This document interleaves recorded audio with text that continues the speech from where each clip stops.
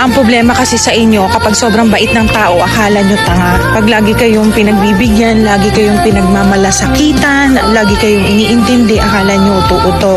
Hindi nyo alam, may mga tao lang talagang mahaba ang pasensya sa mga katulad nyong makikitid ang utak.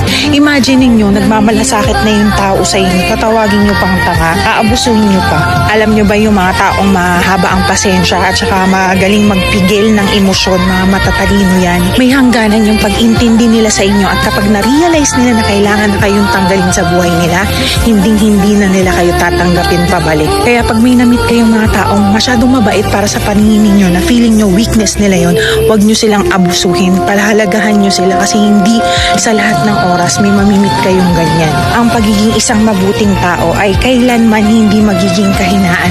Pinagpapala ng Diyos ang mga yan. At kayong mga abusado, tingnan nyo, lagi kayong napag-iiwanan.